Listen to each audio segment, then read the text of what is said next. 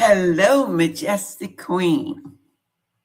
So, this is the first time that I am coming to you with a presentation that I think will be beneficial if you actually see the words written on the screen.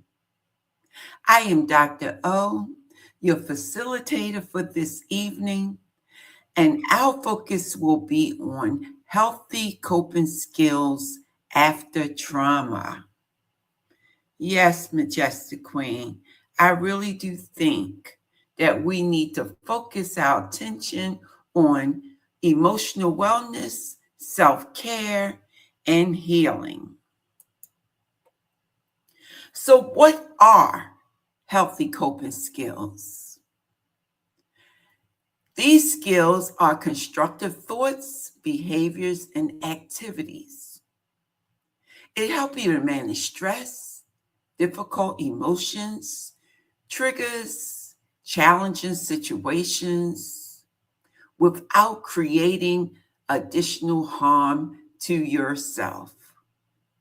An example of this is a stressful conversation. You pause, take several slow breaths, go for a walk, and talk with someone you trusted instead of reacting impulsively.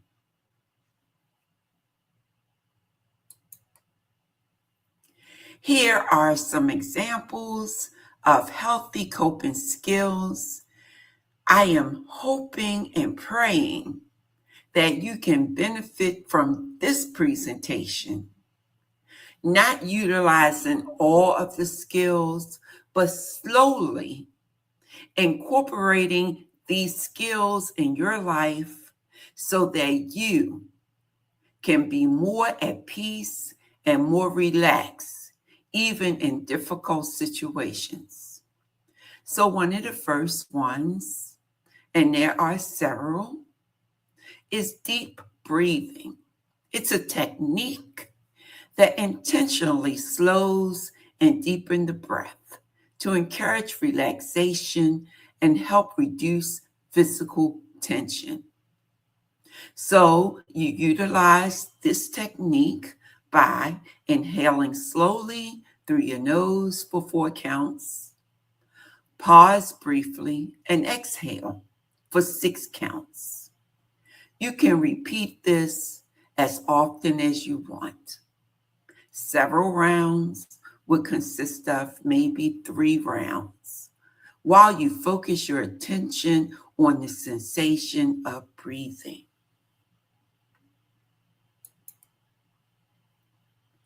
The next technique is grounding. It helps you to focus your attention back on the present moment when you feel overwhelmed, disconnected, or caught up in distressing thoughts. Here is a technique that I mentioned in a previous presentation, but we will go through it again. It is the 5, 4, 3, 2, 1 technique. Identify 5 things you see, 4 things you can touch, 3 things you can hear, 2 things you can smell, and 1 thing you can taste.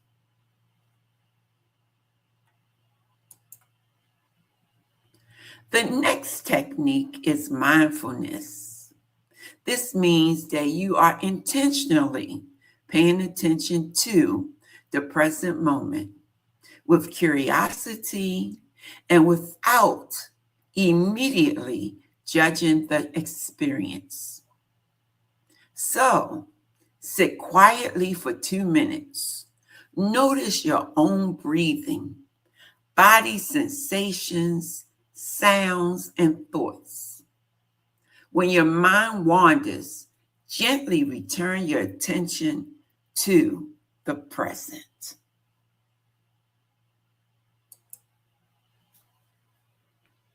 This is another technique that I mentioned in a previous video recording. This one is called progressive muscle relaxation. It involves tension on your muscles and then relaxing those muscle groups to reduce physical tension and increase awareness of bodily stress. An example is tighten your shoulders for a few seconds, release them, and notice the difference. Continue with your hands, arms, jaw, legs, and feet.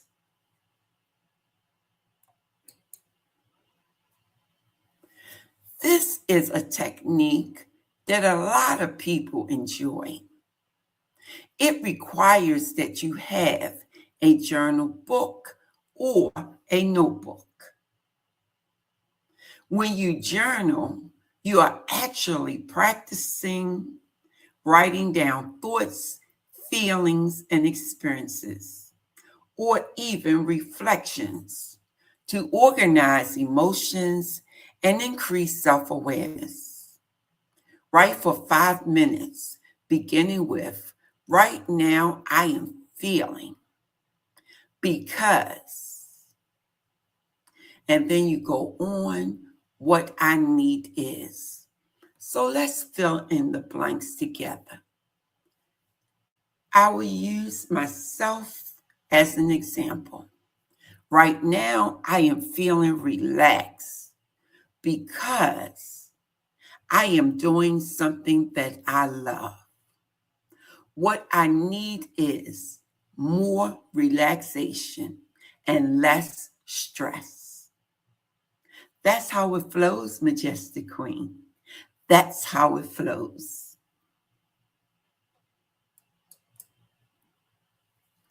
Positive self-talk. This is a technique that you utilize when you are replacing harsh, hopeless, or self-defeating thoughts without realistic support. Let me stop. I'm going a little bit too fast. Supportive statements. Now, the example is, instead of saying, I cannot handle this, see, that's negative. You might say, this is difficult, but I can slow down, use my coping skills, and take this one step at a time. See how positive that sounds? Emotional regulation. It is the ability to recognize, understand, tolerate, and respond to emotions in healthy and intentional ways. An example is, when anger rises, pause before responding. Identify the emotion. Take a break, breathe, and return to the conversation when you are calmer.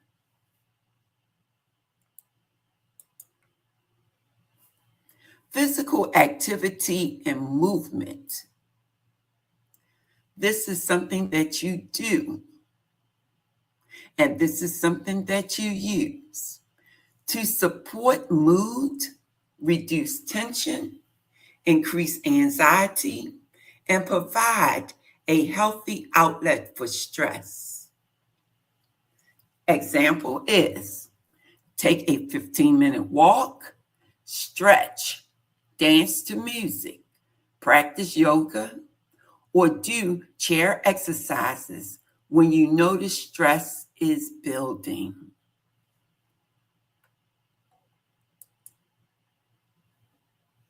Creative expression uses activities such as art, music, writing, crafts, or other creative outlets to communicate feelings and process experiences. So what you can do when you cannot find the words to describe how you feel, you can draw the emotions. You can create a playlist that reflects your mood. You can do any of the aforementioned techniques, such as art, music, writing, crafts, or anything else that you enjoy. The most important thing is that you are getting these emotions out and not holding these emotions in. Healthy distraction. It means that you will temporarily shift your attention away from overwhelming emotions so you can regain enough calm to respond effectively. So, if you feel emotionally flooded, watch a comforting show, complete a puzzle, organize a small area, take a shower, or listen to calming music until you feel more regulated.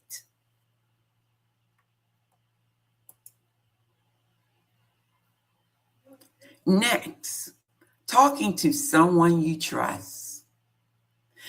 This conversation must be a supportive communication. So you must connect.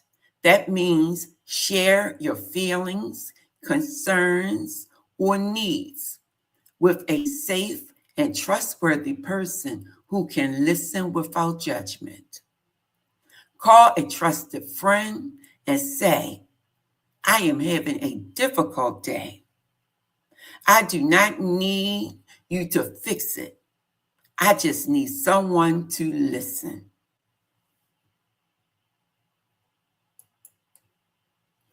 Setting healthy boundaries.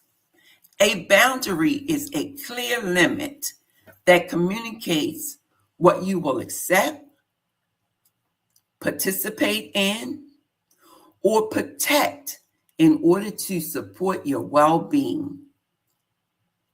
You can say, I'm not comfortable continuing this conversation while we are yelling. I am going to take a break and we can talk later.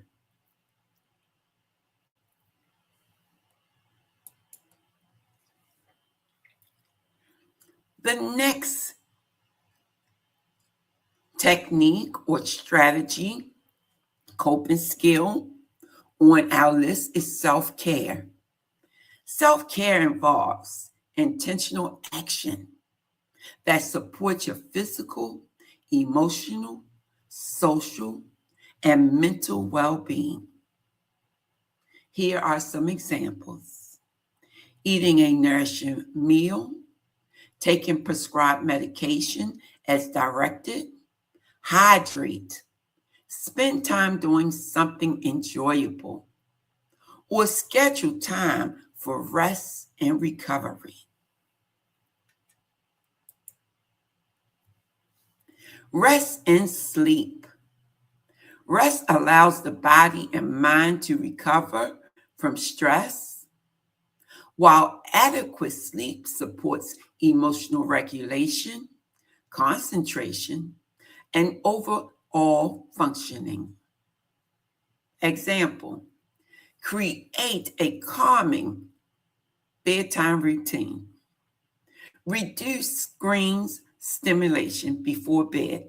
That means turn off your TV, put down your phone, turn away from your computer. And it also means that you will maintain a consistent schedule when possible. Healthy problem solving. Problem solving is a structured approach to identifying a challenge, considering options, choosing a response, and evaluating the result. An example is, if transportation is creating stress, identify options: public transportation, getting a ride from a trusted friend, using a community resource, for example, a Uber, a Lyft, or rescheduling and choosing the safest realistic solution.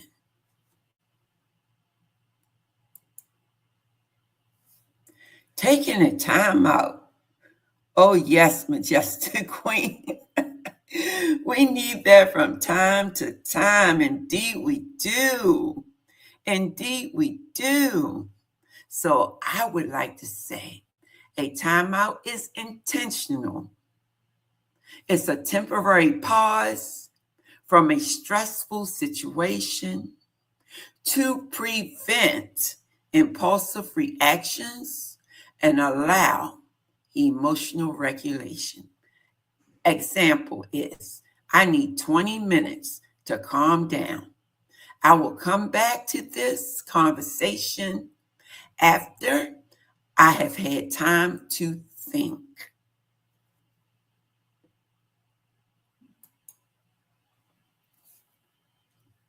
Spiritual or reflective practices.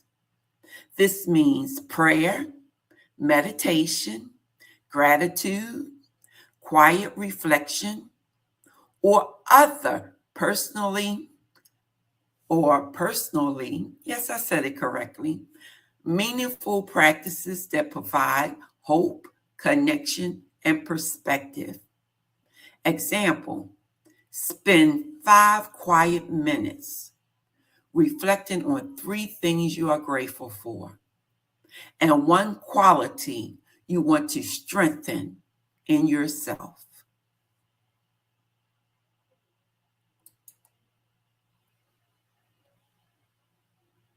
Asking for professional support.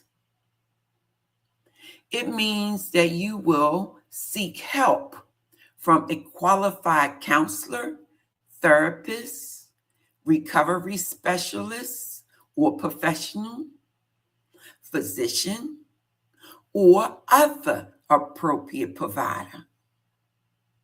When coping needs exceed what you can manage alone. So if you are feeling distress and it interferes with your sleep, relationships, work, recovery, or daily functioning, schedule an appointment with a qualified mental health professional. Now, Majestic Queen, and if we have any kings present, I don't want to leave you out. I want you to realize that all of the coping skills are helping you to build your personal coping toolbox. For immediate stress, that means it's happening, you're right on the highway, and you feel overwhelmed, you pull off, you get to a safe place, and you engage in your deep breathing, your grounding, your time out. For difficult emotions, you want to journal, engage in mindfulness and movement. For loneliness, you want to gain supportive connections and professional help.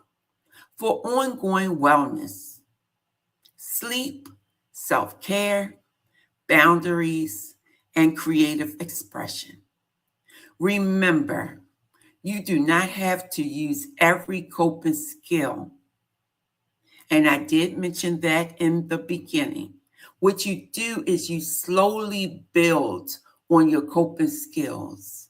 You learn how to use one well, and then you go to the next one, and then you go to the next one.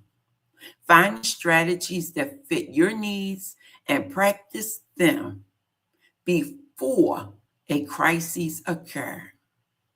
This is Dr. O Majestic Queen, and we have just recorded Developing Healthy Coping Skills After Trauma.